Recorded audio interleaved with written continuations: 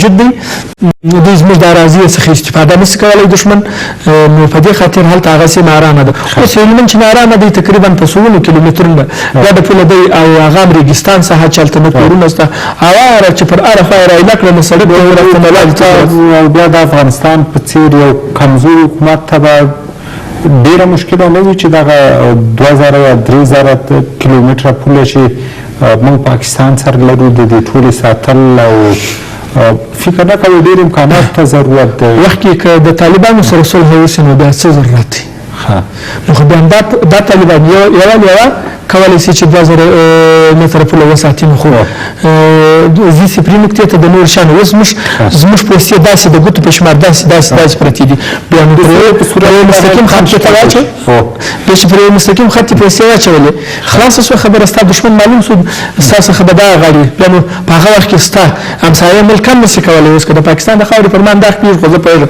چې پاکستان یې پر ما کوي اوس خو د ده د لارې څخه راتېرېږي زما په خپل کور کې زما سره جګړه کوي ما ته دا نه معلومېږي چې ستا د خوا راغله ایران ستا د خوا راغله تاجکستان ستا د خوا راغله په اصطلاح د کومه خوا څخه موږ ته راغله مخکې که موږ سپري نقطې ته ځان ورسوو بیا د هر ملک سره زموږ ډیپلوماتیکې اړیکې مستقیم معلومېږي چې دوی زموږ سره کوم د ساتي نو که راشو اوس دې ته چې طالبانو سره د سولې خبرې روانې دي ویل همدا ده چې بېرته درېدلې دي بېرته پیل شي او یو نتیجې ته ورسېږي پر ځای د حقاني شبکې جوړ کړي مشران یې مرخوشي کړه او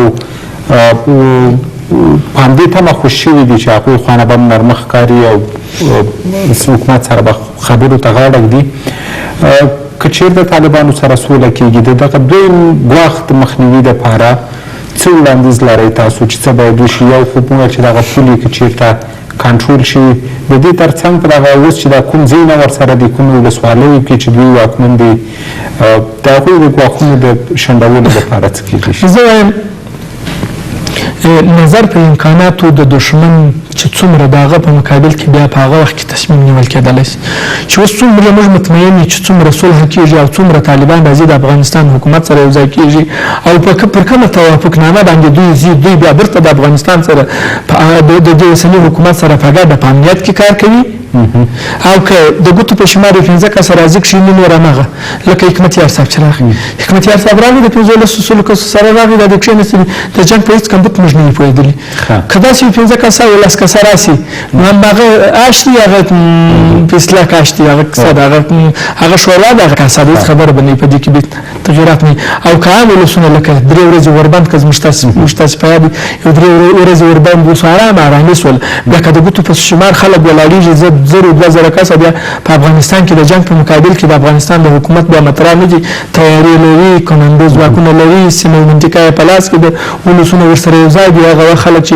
هغه جنګیالي طالبان چې د دوی په مقابل کې جنګېدل هغه هلته په سیمه منطقه کې بلد دي د هغو څخه په استفاده د هغه یو شی ټارګېټ کېږي هغه به تردستي ترلاسه نیول کېږي بیا به راځي او یا هغه خپله د کمزوري په خاطر برته تښتي که دا اوس چې تسلیمېږي ته څه همداسې به راځي څوک به تسلیمېږي څوک به سیمه منطقه څوک به ځي اوس موږ سولې ته اړین یو چې څنګه سوله به وي نمایشي به وي نو اوس چې دغه انس حقاني او مالي خان او بل نفع خوش شو څه فکر کوئ څومره مثبت تاثیر لرودی شي دا په سوله باندې ولا یو څه ناڅه هیلې زموږ بیا راژوندي کړي یو اندازه قدر موږ اوس بیا د هیلو په سترګو ورته ګورو یا خو افغانان دې ته متوجه وو یا د ټول افغانان ذهنا خوشحاله وو موږ داسې فکر به مو کوو چې فکري به موږ خوشحاله وو چې ته د څه پېښه ده چې فکر به مو چې څه شي دې پیدا کړي دي چې سوي دي بیا به مو ویل چې صلح راځي اوس بیا لږ تمه امید پیدا سوی دي خو موږ د ټولو څخه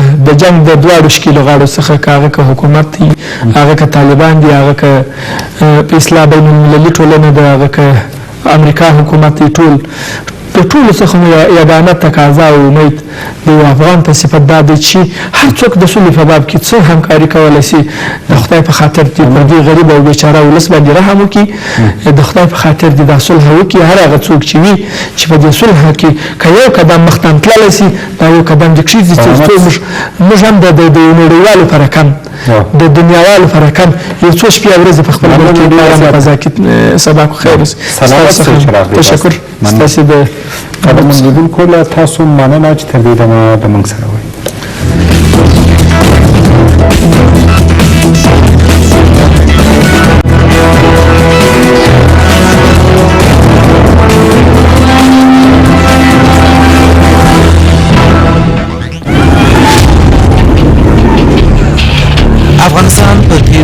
څو کلونو کې څنګه و.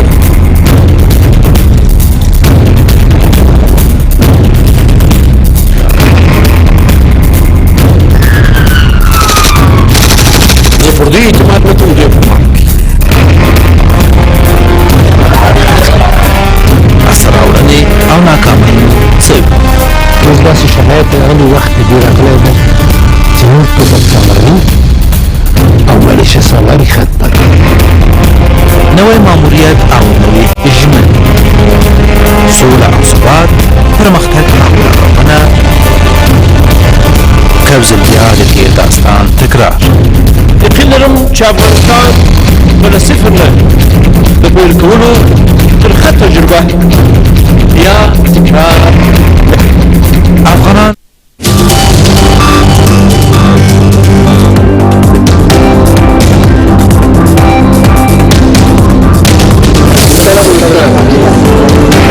حمله محترم بر کارمندان یک کمپانی امنیتی خارجی در کابل. در این حمله 12 تن کشته و 20 تن دیگر زخمی شدند.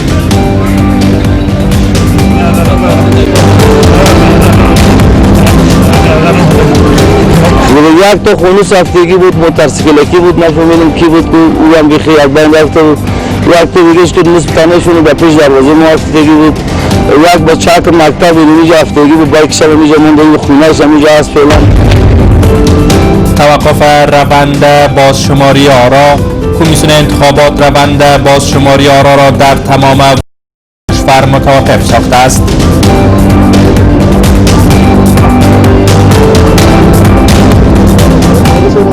روند بازشماری و تفتیش آرا در سراسر افغانستان به اساس فیصله کمیسیون مستقل انتخابات به منظور رسیدگی به اعتراضات و نگرانی‌های بعضی از تیم‌های انتخاباتی محترم احزاب جنرال‌های سیاسی تا فیصله بعدی متوقف است. و ادامه درگیری‌ها میان اسرائیل و فلسطین. در 2 روز گذشته 19 تن در غزه کشته شدند.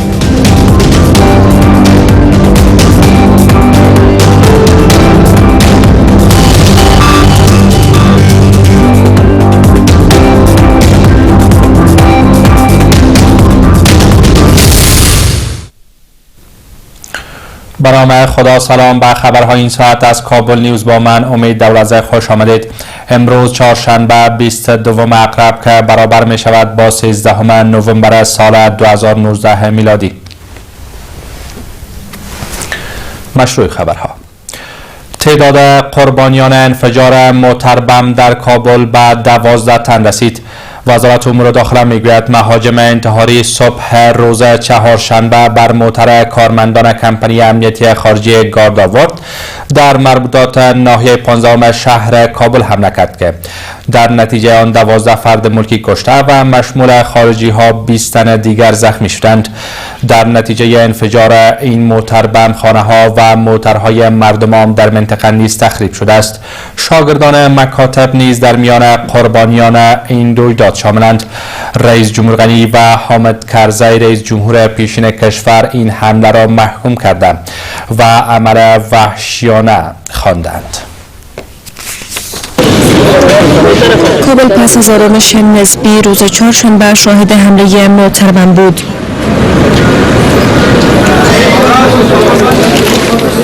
این حمله در منطقه سرک قصیم مربوطات حوزه دهم امنیتی شهر کابل بر واسطه نو لند کروزر کارمندان یک کمپانی خارجی صورت گرفته است. در این تصاویر گرفته شده ابتدایی معلوم می شود که در نتیجه این حمله واسطه لند کروزر خارجی ها به گونه کامل تخریب شده است و به وسایط مردم هم در محل نیز خساره های زیاد وارد کرده است. ساعت 7:25 دقیقه بود که بسیار انفجار قوی و خطرناکی شد. واقعا وحشت‌زده بودن، همگی حیران بودن، همگی هر طرف میده بودن و همگی گریان چشم به گریان بودن. شدت این حمله که بسیار زیاد بود، مقام‌های امنیتی میگویند که در نتیجه آن به شمول زنان و متعلمین مکتب این منطقه 12 تن کشته و به شمول 4 اتباع خارجی 20 تن دیگر زخمی شدند. اما شاهدان عینی در محل میگویند که تلفات این حمله از ارقامی که مقام‌های امنیتی اعلام میکنند بیشتر است. با چشمگیری خودم که ما دیدیم 12 نفر شهید شده بود دیگه تعداد شاید 15 نفر مدیر این طرف زخمی شده بودن. به امبولانس یا آمدن زخمی شد یا انتقال دادن. یک تا خونوس هفتگی بود، موتورسیکلکی بود، نفهمیدیم کی بود که او هم بیخی یک بین رفته بود. یک تا دیگهش که نصف تنشون در پیش دروازه ما هفتگی بود. یک بچه که مکتب اینجا هفتگی بود، بایکش هم اینجا مونده، خونهش هم اینجا هست فعلا. در نتیجه این حمله به مردم محل نیز خسارات هنگفت مالی وارد کرده است. وسایط و خانه‌های مردم آن در محل تخریب شده است. تمام ساختمان‌ها را می‌بینیم که در اطراف از این انفجار در حدود 300 تا 350 متر همه در پیکر مردم شکسته شده و خانه کلش خانه ما این خانه هیچ شیشه در و در نمونده، کلش میدان شد که ما زیر برآمده. این جوان که برادر خود را در این حمله از دست داده است نمیتواند با رسانه‌ها سخن بزند، اما از اثر درد و غم سنگین برادرش فریاد و ناله می‌کند.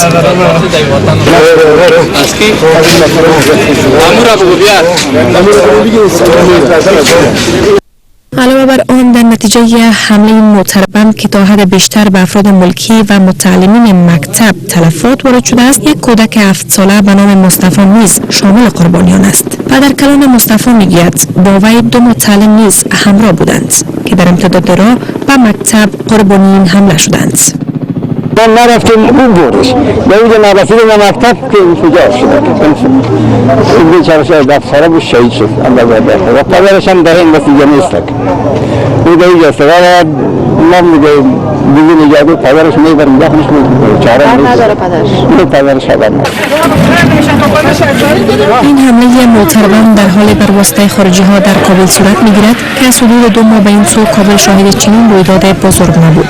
رئیس جمهوری و حامد کرزی رئیس جمهور پیشین کشور این حمله را نکوهش کرده و از تمام جهت‌های دخیل خواستند که تلاش‌هایشان را برای پایان دادن به جنگ جاری از طریق مذاکرات بین‌الافغانی تسریع نمایند.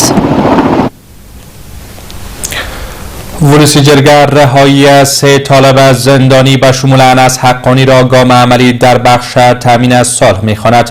برخی از اعضای ورس جرگه آزادی انس حقانی و 2 زندانی دیگر طالبان را گام عملی و مهم در بخش تامین از صلح خوانده و از هر دو طرف می‌خواهند که در موضع‌گیری هایشان انعطاف پذیری نشان داده و زندانیان دیگر را نیز تبادله کنند. رئیس ورس جرگه میگوید این زندانیان مطابق قانون جزای افغانستان آزاد شدند. دوسیه‌هایشان مراحل قانونی را تکمیل کردند. ارگان‌های عدلی و قضایی در جریان بود و رئیس جمهور امریکا نیز خواستار رهایی آنان شده بود. در همین حال برخی از وکیلان دیگر انتقاد می‌کنند که این زندانیان طالب طی معامله میان امریکا و طالبان آزاد شدند.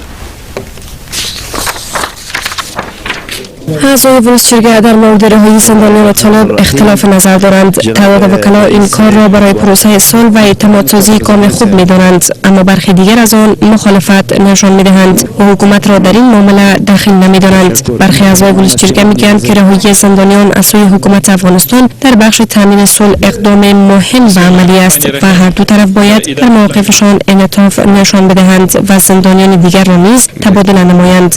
آنان می‌گویند حلقات با صلح مخالفت میکنند که منافعشان در جنگ نهفته است.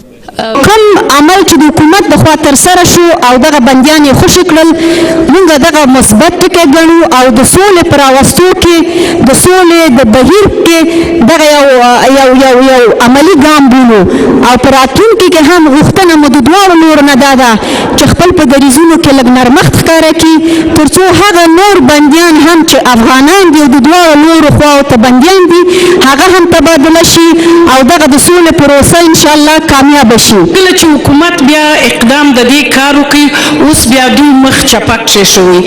زه هیله کوم هر څوک چې په جنګ جګړه کې د دوی منافع د دوی خیر د دوی ټول برنامې په جنگ جګړه کې دي دوی ته توجه نکړي. گفته می شود که تبادله انس حقانی به شمول 3 طالب با پروفسوران آمریکایی و استرالیایی بر اساس یک معامله میان ایالات متحده و طالبان صورت گرفته است، اما رئیس ورس جرگه میگوید این زندانیان مطابق قوانین جزایی افغانستان که ارگان‌های عدلی و قضایی نیز در جریان بودند آزاد شدند و جمهوری ایالات متحده نیز خواست مشابه داشت.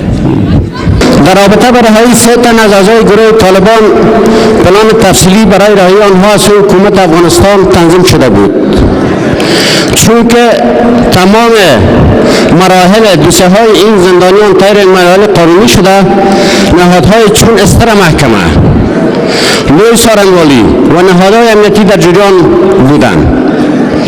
رهایی این 3 تن از اعضای طالبان در مطابقت به قانون کشور، قانون جزا و دیگر قوانین صورت گرفته است که حتی رئیس جمهور امریکا نیز شخصا خواستار همین موضوع شده بود.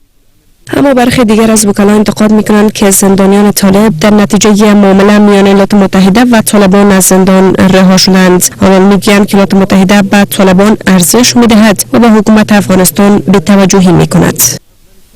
کسانی که دیروز رها شدند این نشان میده که طالبان از موضع برحق برخوردارند، ما از موضع برحق برخوردار نیستیم. وقتی که خارجی ها به طالبان قدر ارزش قائل هستند، حکومت های حامی، رئیس جمهور افغانستان قدر ارزش قائلند، ما هم از همین تریبون به ملاعبت الله بیعت میکنیم بیاید رئیس جمهور افغانستان شود، ما هیچ مشکل نداریم. اما این گونه برخوردهای سلیقه‌ای، مقطعی، معامله اینا برای مردم افغانستان پذیرفتنی نیست. خوب است اعتراف کنیم که ما استقلالیت آنچنانی نداریم. رئیس جمهور غنی پس از نشر گزارش کابل نیوز در مورد رهایی انس حقانی، مالی خان زدران و عبدالرشید عمری روز سه‌شنبه گذشته هنگام یک سخنرانی رهایی این 3 زندانی بلند رتبه طالب را از زندان تایید کرد. کمیسیون مستقل انتخابات پروسه بازشماری آرا را در تمام ولایات کشور متوقف ساخت. بر اساس تصمیم کمیسیون مستقل انتخابات، این کمیسیون به هدف احترام به شکایات و اعتراضات تیم‌های انتخاباتی و احزاب سیاسی در ولایات این روند را متوقف کرده است. کمیسیون انتخابات می‌گوید که این تصمیم را به هدف احترام به اعتراضها و انتقادهای اخیر گرفته و این قطعنامه کمیسیون از سوی 6 کمیشنر امضا شده است. این تصمیم کمیسیون انتخابات در حالی است که قرار بود نتایج ابتدایی انتخابات روز پنجشنبه 23 اکتبر اعلام شود، اما اعلام نتایج ابتدایی تا وقت نامعلوم به تعویق انداخته شده است. پس از مقاطعه اکثر تکت های انتخاباتی با روند بازشماری آرا و بستن دفاتر کمیسیون انتخابات در ولایات، کمیسیون انتخابات تصمیم گرفت تا روند بازشماری آرا را متوقف کند. کمیسیون مستقل انتخابات میگوید این تصمیم را به دلیل حرمت به اعتراضات و انتقادهای اخیر نامزدان انتخابات ریاست جمهوری و احزاب سیاسی گرفته است. روند بازشماری و تفتیش آرا در سراسر افغانستان بر اساس فیصله کمیسیون مستقل انتخابات به منظور رسیدگی به اعتراضات و نگرانی های بعضی از تیم های انتخاباتی محترم، احزاب جریان های سیاسی تا فیصله بعدی متوقف هست. از کمیسیون ما خواستیم که جداً برای تمام تیم های انتخاباتی توجه کنه و شمارش آرا را هر چیز زودتر متوقف رسانه. قرار بود که نتایج ابتدایی انتخابات ریاست جمهوری به تاریخ مشخص شده از سوی کمیسیون انتخابات که روز پنجشنبه 23 اکتبر است اعلام شود، اما کمیسیون انتخابات میگوید که آنان به هدف شفافیت در انتخابات اعلام نتایج ابتدایی انتخابات را بار دیگر تا زمان نامعلوم به تأخیر انداختند. کوشش نهایی مایی است که ما با یک نتیجه پاک، شفاف و یک نتیجه قابل قبول اعلان بکنیم که مورد قناعت مردم افغانستان باشه و کوشش میکنیم که زود اعلانش بکنیم. تأخیر پی همه نتایج ابتدایی انتخابات ریاست جمهوری با انتقادهای نهادهای ناظر بر انتخابات روبرو شده است. اداره‌های ناظر بر انتخابات میگویند که کمیسیون اعتمادش را نزد مردم از دست داده است. صحیح مدیریت میشه کولای چې وخت مشخص کی، مثلا پلان وګوري چې په کوم وخت کې دوی کولای شي چې نتیجه اعلان کړي، د هغه پر اساس باندې وخت باید مشخص تقویم یک بار نقش شد، تاریخ جدید به در نظر گرفته شد، ولی متاسفانه هنوز هم ما نتیجه اولیه انتخابات را نداریم، با اینکه ما بارها تاکید کردیم که باید نتیجه هر چیز زودتر اعلام شود. بازشماری و تفتیش انتخابات در حال متوقف می شود که رئیس جمهور قبل از این در دیدار با هیئت آمریکایی رهایی انس حقانی را پس از اعلام نتایج ابتدایی انتخابات می‌خواست، اما حقانی و 2 زندانی دیگر طالب روز سه‌شنبه از زندان رها شدند و کمیسیون پس از 1 روز از این تبادله روند بازشماری آرا را متوقف ساخت.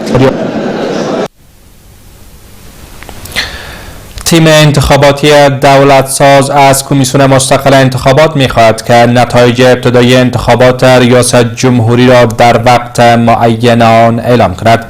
در اعلامیه کمیته سیاسی این تیم انتخاباتی آمده است که تیم انتخاباتی دولت ساز از کمیسیون انتخابات می‌خواهد که نتایج ابتدایی انتخابات را مطابق با جدول زمانی اعلام نماید. این تیم انتخاباتی پیش از این نیز از کمیسیون مستقل انتخابات خواسته بود که نتایج ابتدایی را در زمان معین آن اعلام کند.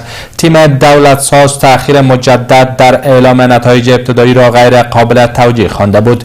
این در حالی است که روز گذشته هوا علم نورستانی رئیس کمیسیون مستقل انتخابات از احتمال تأخیر مجدد اعلام نتایج ابتدایی ابراز نگرانی کرده بود.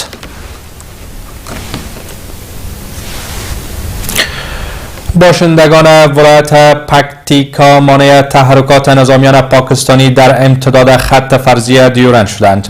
نمایندگان ولایت پکتیکا در ولسی جرگه میگویند نظامیان پاکستانی معدن کرومایت و کوه جلغوزه را در ولسوالی گومر پکتیکا تصرف کردند که بزرگان قومی و باشندگان محل در برابر این کار واکنش نشان دادند، اما حکومت افغانستان در برابر آن سکوت اختیار کرده است.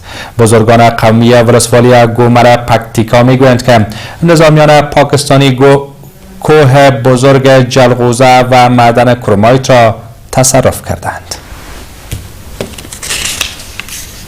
حدود 2 هفته می شود که نظامیان پاکستانی کوه بزرگ جلغوزه و معدن کرومایت منطقه واشغر ترخوب و ولسوالی کومل پکتیکا را که مربوط به این ولایت می شود تصرف کرده است، اما حکومت افغانستان تا اکنون در برابر آن واکنش نشان نداده است. بزرگان قومی ولایت پکتیکا که در مورد این قضیه در ولسوالی کومل پکتیکا جمع شدند میگویند که پاکستان از حد قبلی تعیین شده در منطقه واشغر کارهای نصب سیم خاردار را چند برابر به این سوی خط آغاز کرده است. آنان میگویند که مردم پکتیکا آماده هر گونه قربانی‌اند و حکومت افغانستان باید در این مورد هر چه زودتر اقدامات جدی نماید.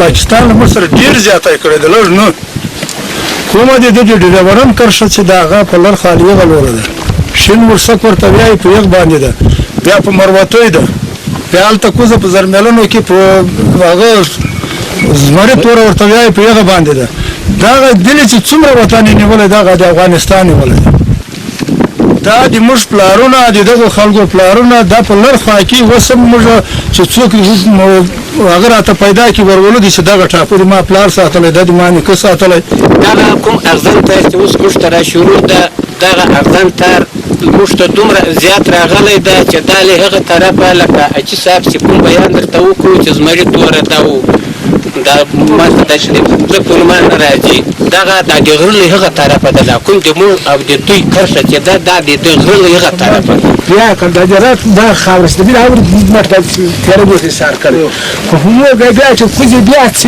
کړی خو موږ بیا ور بیا کومه ته موږ کار مسکړای نو په پټه دا پوسټي دا خاورې دا راډو د کاتریز ټول په سرحد تاسو. در این حال نمایندگان ولایت پکتیکا در ولسجرگه میگویند که باشندگان ولسوالی کومل مانع نصب سیم خاردار از سوی نظامیان پاکستانی در امتداد خط فرضیه جورند شدند. وکلا بر حکومت انتقاد میکنند که با هشدار مکرر در برابر تصرف خاک افغانستان از سوی نظامیان پاکستانی اقدام جدی نکرده است. پکتیکا له امنیتي ځواکونو سره هلته د لیوا قمندان د هغه سره وغږېدم او هغه ما ته وویلو چې موږ دوی نن ورځ راته ویلې وه چې موږ هلته ورځو له نږدې دغه سیمه ګورو چې دلته واقعا دوی را مخته سوي دي نه دي را مخته سوي څنګه ده خو د ولس خلک هلته چې د سیمې خلک دي هغه را مخته سوي دي او تر اوسه پورې داسې کوم د حکومت لخوا کوم عکس العمل نه ده ښودل سوی. نو هلته واقعیت هم د کرومایټو یو کاند او د هغه جلغوزو غر موږ لرو چې د ولس له توند غبرګون سره مخامخ شو او ولس له موږ سره په تماس کې ده او په کلکه مو د ولس ملاتړ کړی ده. اوس د پتن هلته کار په ټپه باندې درېدلی ده، ولس یې مخه نیولې ده. قبل از این در ولایت ننگرهار، کنر و پکتیانیز چندین کیلومتر خاک افغانستان از سوی نظامیان پاکستانی تصرف شده بود که حکومت وحدت ملی تا اکنون در این مورد هیچ واکنش نشان نداده است. آمادگی برای نشست بین الافغانی در بیجینگ در حال تکمیل شدن است. شارژ دافیر سفارت چین در کابل در دیدار با وزیر دولت در امور صلح افغانستان گفته است تلاش می‌کنند تا نشست بیجینگ در روند صلح افغانستان کمک کند و دولت این کشور در بخش آمادگی این نشست اقدامات ضروری انجام داده است. در همین حال وزیر دولت در امور صلح بر تسریع روند آمادگی برای نشست بیجینگ تاکید کرده است. آمادگی برای نشست بیجینگ در حال است که گفته می شود بر لیست اشتراک کنندگان این نشست اختلاف وجود دارد و حکومت تلاش می کند تا نام برخی از سیاسیون افغان را از این لیست حذف کند.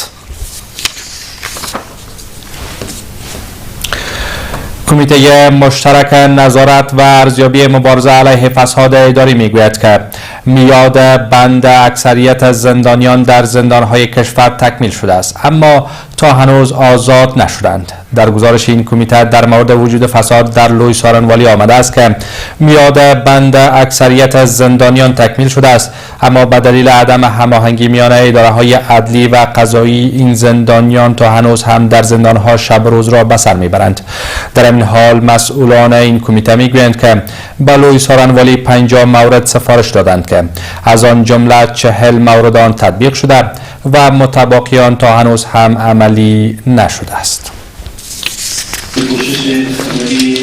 مکیا کمیته مشترک نظارت و ارزیابی گزارشش را که در مورد وجود فساد در ارگان‌های عدلی و قضایی بررسی کرده است منتشر کرد. از سال 1396 به این سو این پنجمین گزارش این کمیته است که در مورد ارگان‌های عدلی و قضایی بر نشر می‌سپارد. کمیته نظارت و ارزیابی می‌گوید که در SMS یا در سیستم مدیریت قضای افغانستان مدت حبس اکثر زندانیان تکمیل شده میباشد اما به دلیل عدم هماهنگی یا هماهنگی ضعیف میان نهادهای عدلی و قضایی آنان شب و روزشان را در زندان سپری می‌کنند.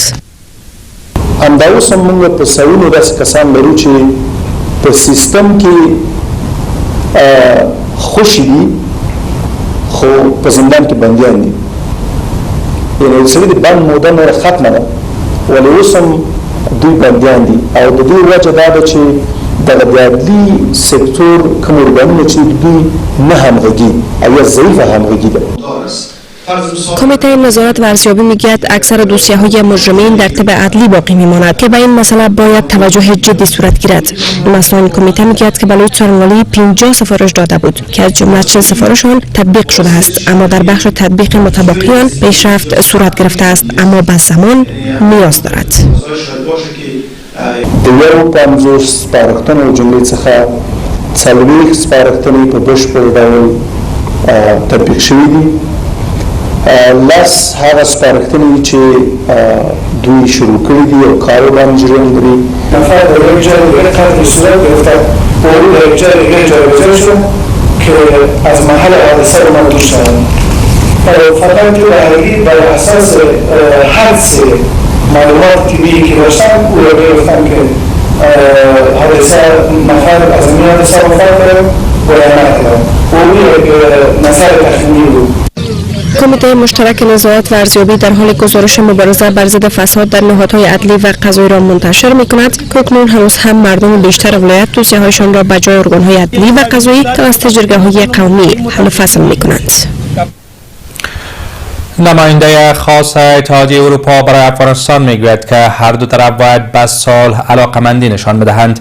رونالد کوبیا پس از حمله خونین مرتبم در کابل بر صفحه توییترش نگاشته است و فکر میکرد که طالبان از آزادی از زندانیانشان با آتش بس استقبال خواهند کرد نه اینکه به شمول کودکان افراد ملکی را بکشند و همچنان افزوده است که هر دو طرف باید به صلح علاقمندی نشان بدهند.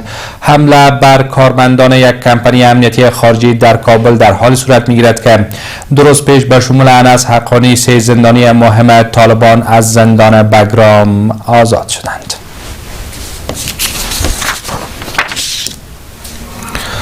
حامد کرزی رئیس جمهور پیشین کشور با رئیس جمهور تاجیکستان بر صلح و برخی از مسائل دیگر گفتگو کرده است. رئیس جمهور پیشین کشور هنگام سفر به تاجیکستان با امام علی رحمان رئیس جمهور این کشور دیدار کرده و بر روابط دو کشور، پروسه صلح، همکاری‌های اقتصادی و مسائل مهم منطقه و جهان بحث و گفتگو کردند.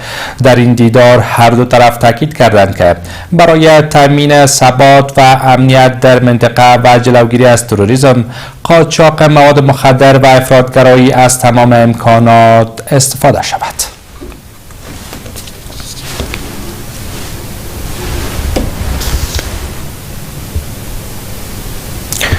سرپرست وزارت امور داخله میگوید اگر مخالفان مسلح از فرصت‌های موجود برای صلح استفاده نکنند سرکوب خواهند شد. مسعود اندرابی به نشستی که به مناسبت همکاری میان مردم و پلیس برگزار شده بود سخنرانی میکرد. گفت هیچ مقام امنیتی برتر از قانون نیست و مسئولانی که جرمشان ثابت شود به ارگانهای عدلی و قضایی معرفی میشوند. اما برخی از اشتراک کنندگان این نشست بر ارگانهای امنیتی انتقاد کردند که فرهنگ معافیت قانون هنوز هم از بین نرفته و مجرمان بزرگ بدون جزا آزاد میشوند.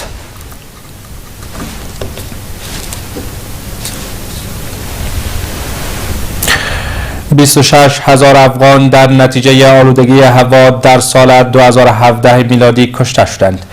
گلوبال ایر یا گروه محققان وضعیت جهانی هوا میگویند که آلودگی هوای افغانستان مرگبارتر از جنگ 18 سال است.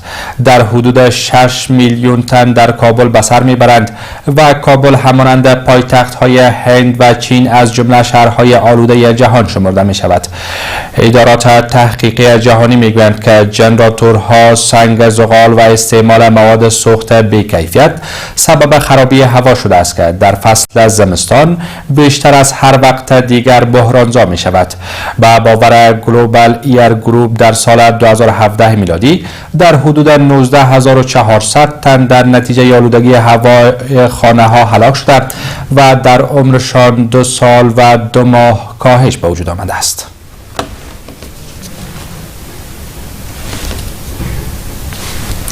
خبرهای جهان تا لحظات دیگر.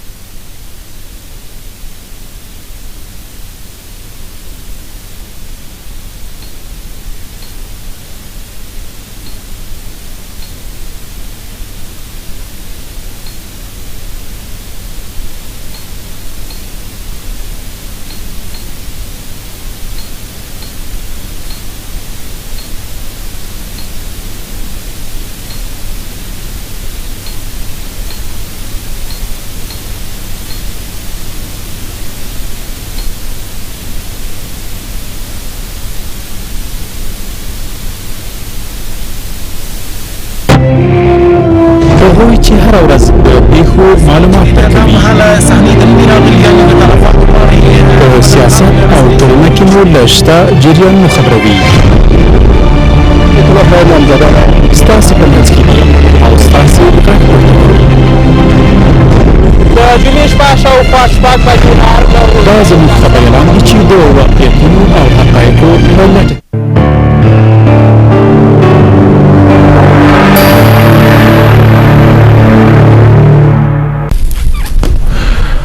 سکرت دشمن بشریت است که دستگاه‌های اعصاب مرکزی، تنفسی، قلبی و عروقی و هاضمه شما و اطرافیانتان را به شدت متأثر ساخته و باعث مرگ زودرس و ناگهانی می‌گردد.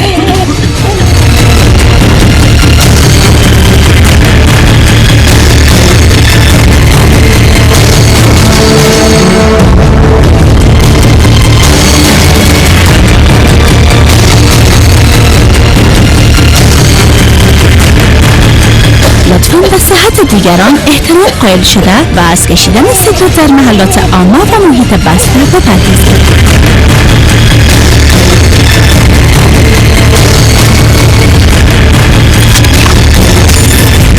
سیگار دشمن خطرناک بشریت است. با خدمات اسمس پژواک با تازه ترین های اخبار افغانستان همگام باشید. برای فعالسازی این خدمات در سیم کارت های روشن، فاندی سیم، MTN، سلام و اتصالات به شکل روزانه 6، هفته‌وار 9 و ماهوار 12 نوشته و به 512 بفرستید. هزینه این خدمات در تمام سیم کارت های مذکور به شکل روزانه 2 افغانی، هفته‌وار 10 افغانی و ماهوار 30 افغانی می باشد. آژانس خبری پژواک، انعکاس دهنده حقایق.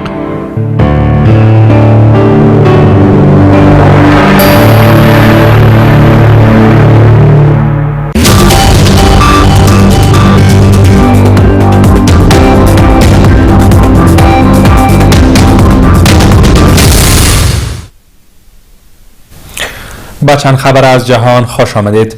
تنش‌ها میان فلسطین و اسرائیل بار دیگر رو به افزایش است.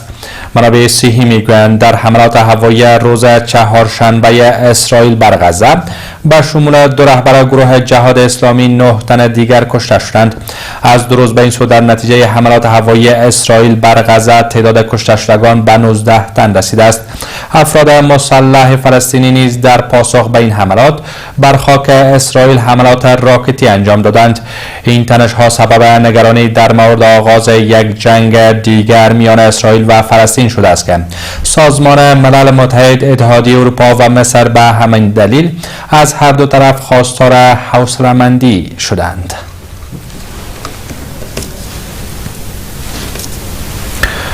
و امریکا از حکومت عراق خواسته است که هرچه زودتر به خواست اعتراض کنندگان رسیدگی کند. وزارت خارجه امریکا طی اعلامیه گفته است که مایک پامپیو با صدراعظم عراق در این مورد صحبت تلفنی کرده است. منبع میگوید پامپیو در مورد کشته شدن اعتراض کنندگان از سوی نیروهای امنیتی ابراز نگرانی کرده و خواستار رهایی اعتراض کنندگان شده است که هنگام اعتراضها گرفتار شدند. در این اعتراضها تا اکنون 300 تن کشته شدند.